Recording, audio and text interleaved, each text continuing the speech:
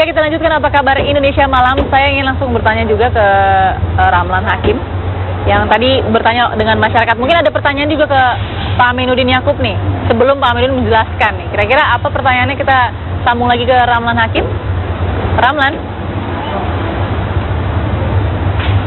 Ya, nanti kita sambung lagi. Kita dengarkan dulu sebenarnya fatwa tahun 2009 itu apa sih, Pak? Baik. Aminuddin? Pertama, harus saya garis bawahi, tidak ada fatwa tentang golput. Oke. Yang ada adalah fatwa tentang menggunakan hak pilih dalam pemilihan umum. Ya, menggunakan hak pilih dalam pemilihan umum. Nah, ada 5 item keputusan fatwa itu. Ya. Pertama, saya bacakan. Pemilihan umum dalam pandangan Islam adalah upaya untuk memilih pemimpin atau wakil yang memenuhi syarat-syarat tertentu bagi terwujudnya cita-cita bersama sesuai dengan aspirasi umat dan kepentingan bangsa. Itu pertama. Poin yang kedua, bahwa memilih pemimpin dalam Islam adalah kewajiban untuk menegakkan imamah kepemimpinan dan imaroh pemerintahan yang untuk mewujudkan kehidupan bersama. Nah, kemudian bahwa imamah dan imaroh kepemimpinan dan kepemerintahan dalam Islam itu menghajatkan syarat-syarat sesuai dengan ketentuan agama agar terwujud kemaslahatan masyarakat. Nah, ini poin keempat dan kelima yang mungkin orang memahaminya sebagai golput, yaitu bahwa memilih pemimpin yang beriman, bertakwa, jujur atau siddiq, terpercaya atau amanah, aktif dan aspiratif atau tabligh, dan mempunyai kemampuan kecerdasan atau fatonah, dan memperjuangkan kepentingan umat, hukumnya adalah wajib. Jadi memilih pemimpin yang memilih kriteria-kriteria itu hukumnya wajib. Nah, poin yang kelima, yang terakhir, memilih pemimpin yang tidak memenuhi syarat-syarat sebagaimana disebutkan dalam poin tadi, atau tidak memilih sama sekali padahal ada calon yang memenuhi syarat, maka hukumnya haram. Berat ya memilih pemimpin ya, Mbak Siti ya? Oke. Saya mungkin bisa elaborasi fatwa ini. Pertama, dalam Islam, bahwa kepemimpinan itu hal yang sangat doruri, hal yang sangat penting.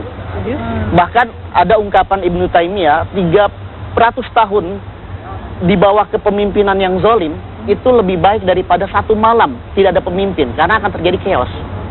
Gitu.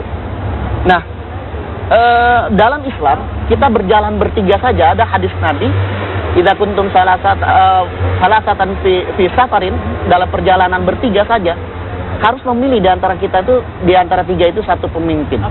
Nah, apalagi ini sebuah memilih pemimpin negara. Jadi tadi di poin 4 dan poin 5 ada garis bawah bahwa kita harus memilih pemimpin yang dengan kriteria 1, 2, 3. Betul. Adalah wajib. Jika tidak dikerjakan maka berdosa kan? Ya, kalau memang ada di antara wakil-wakil kita di situ. Intinya sederhananya Pak Aminuddin adalah kalau tidak mengerjakan yang wajib berarti berdosa.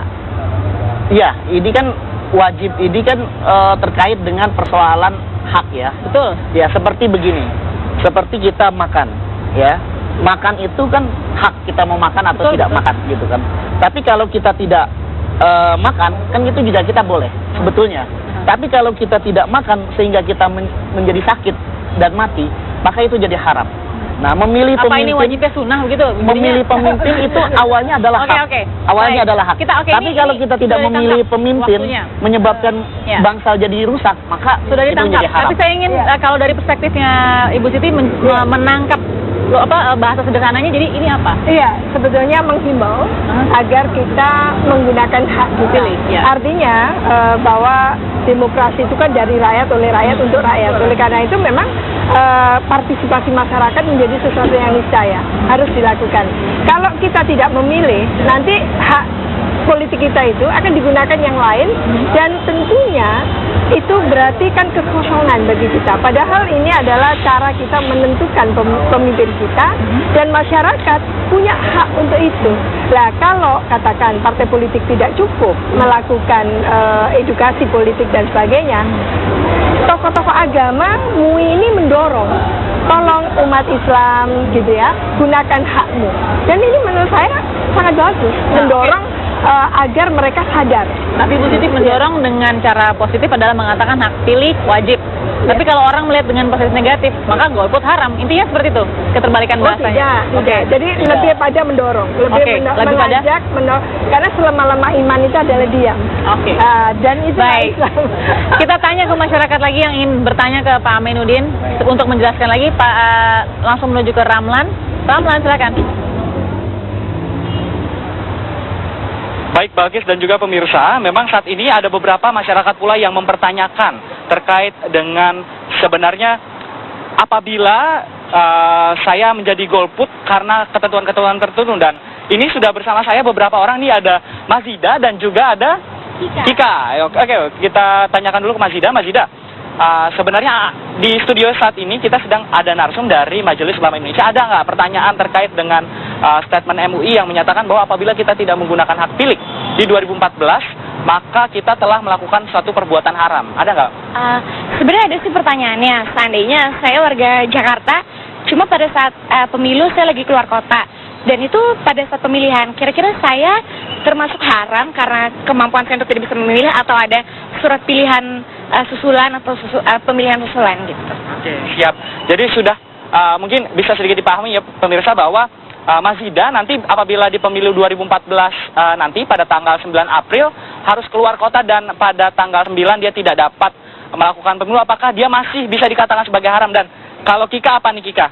Ya, kalau menurut saya, kalau misalnya saya kayak lagi di luar kota, saya ingin menanyakan apakah misalkan hasil pemilihan saya itu bisa dikirim dari kota, misalkan dari Semarang, terus saya harus mengirimkan ke Jakarta. Apakah itu masih bisa diterima atau tidak? Gitu sih pertanyaannya. Terima kasih banyak. Ya. Terima kasih banyak Kika. Ya Balkis, itulah sedikit pertanyaan-pertanyaan yang ada di pikiran masyarakat terkait dengan fatwa Majelis Ulama Indonesia yang menyatakan bahwa apabila kita tidak menggunakan hak pilih di pemilihan umum ataupun pemilihan legislatif, maka kita telah melakukan perbuatan haram. Salah satunya ialah saat kita berada di luar kota dan tidak dapat melakukan pemilihan umum atau tidak dapat mencoblos, apakah masih bisa dikatakan haram? Seperti itu Balkis.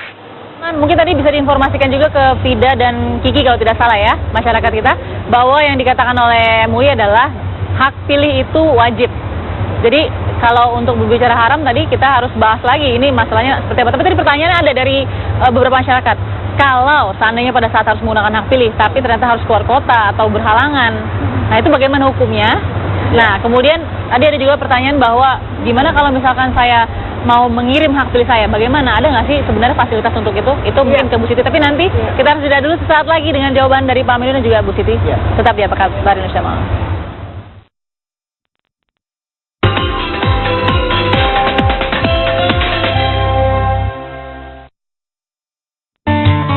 Dari kecil,